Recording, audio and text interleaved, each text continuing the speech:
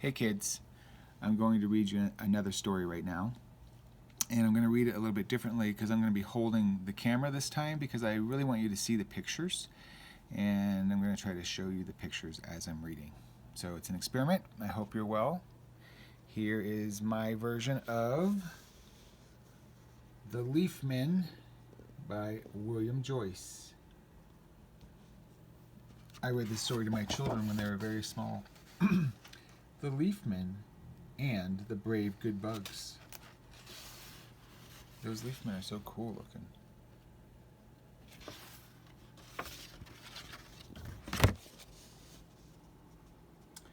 There once was an old woman who loved her garden, and though her skin was wrinkled with age, it was as soft as the petals of her favorite roses. When I was a child, she told the children, the garden was a miraculous place, and anything could happen on a beautiful moonlit night. She looked at them sadly. But that was long ago. I can hardly remember.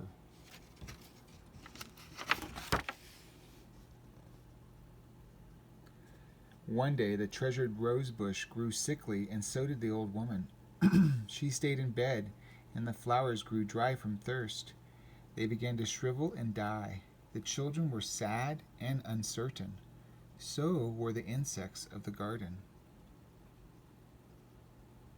Those insects are crying. Little pill bugs. They're all a little sad.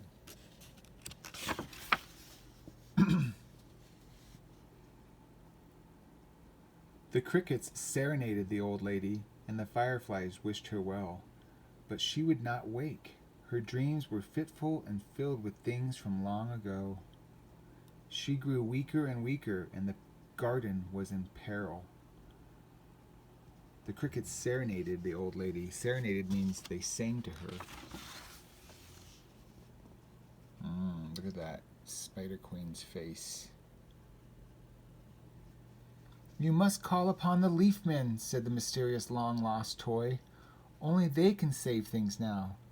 The leafmen are not real, sneered the Spider Queen. Her ant goblins croaked and laughed, but the toy ignored them.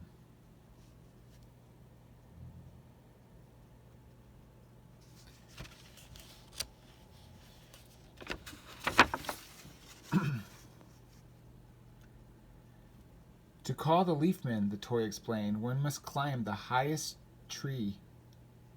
And as the full moon touches the topmost branch, sing out, low and sure, leafmen, leafmen, we are in need. The insects had never known the toy to speak. For countless days and nights he had lay silently in the grass, lost and forgotten. His mystery had never been solved.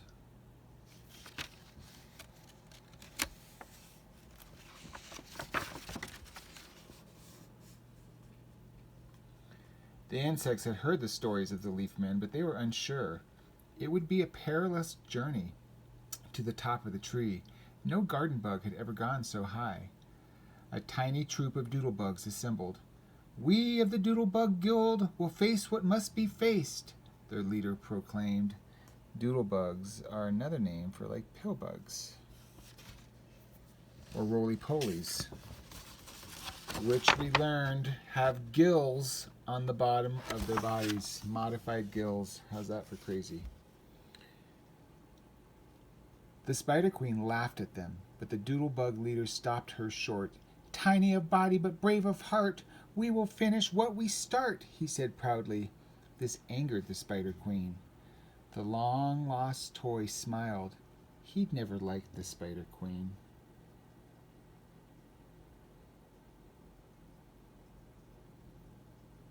Oh, I can see in that window. There's the old lady sleeping. She's sick.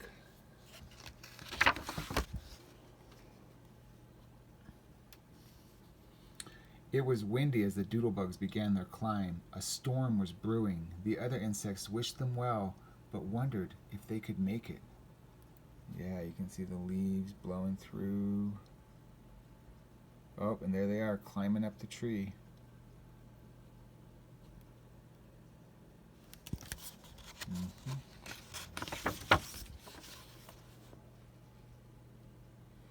Night fell as they journeyed ever upward, and the moon appeared through the swiftly moving clouds.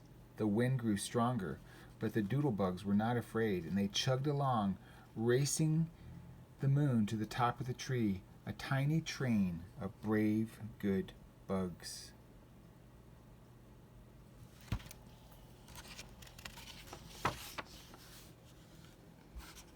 Uh-oh. They were almost to the treetop when lightning flashed and the sky rumbled and giant raindrops smashed down. And then the Spider Queen appeared.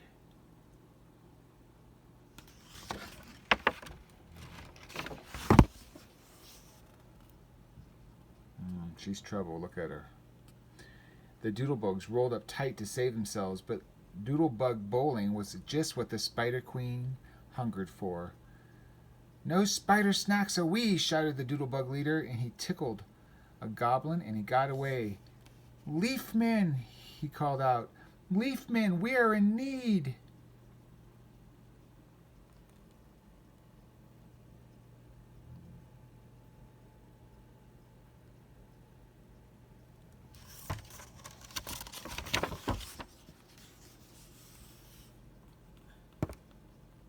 Magic page. The storm stilled and the air grew quiet, and there stood the leafmen, ready to lend a hand.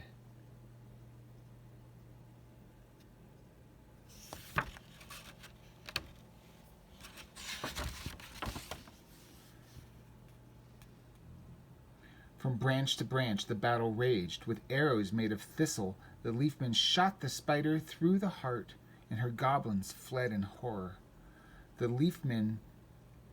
valiant leafmen then whisked the doodlebugs earthward by way of a Luna moth.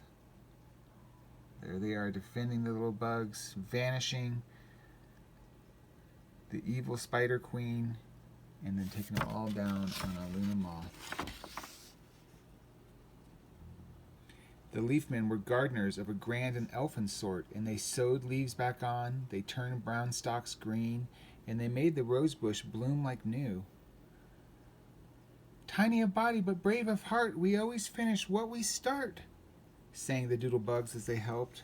But when the gardening chores were done, the leafmen grew quiet.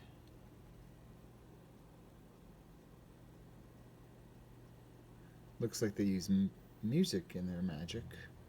Of course they do. Oh, this is a two-pager. "The Spider Queen at last is dead," they told the long-lost toy. "Only you can save things now."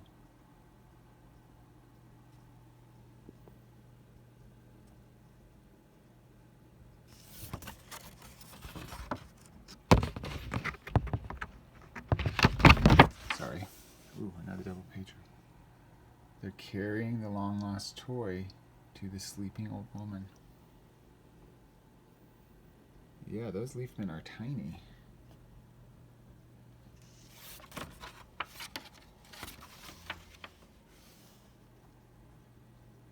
At dawn, the old woman finally woke, and her eyes lit up. "My little metal man," she whispered. "You've been lost for so long." She had not seen him since she was a little girl. "I'd almost forgotten you." She sighed, and she smelled the rose in his tiny hand, and she saw footprints on the windowsill, and she smiled. You can see those footprints right there.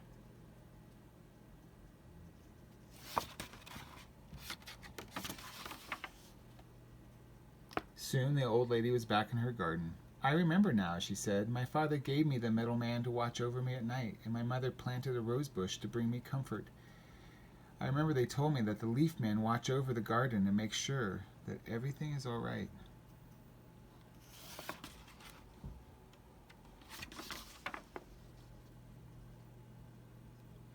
"Is that true?" asked the boy. She smiled and hugged them both.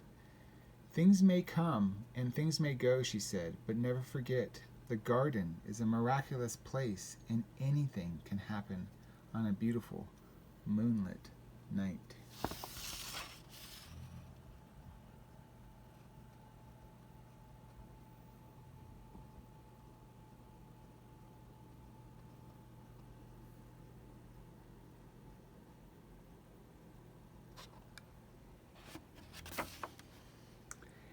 there's a picture of the little old lady when she was the little girl. There's the little man on the table and her mom and dad planting that big tree that they were just standing next to. Snip, snap, snout. That story is told out. I love that story because it talks about a couple of things that I find dear to my heart. One of them is that the world of children is different than the world of adults often. And there is magic in your world. And there's magic in gardens on beautiful moonlit nights. And I love how this book talks about that. And I think sometimes as big people we forget. But even the old lady forgot. She forgot about her little man. She forgot about the little people that might guard the garden. But then she remembered. That's what I liked about this story. I also liked the art. And it was a good story. I hope you enjoyed it. I love you all.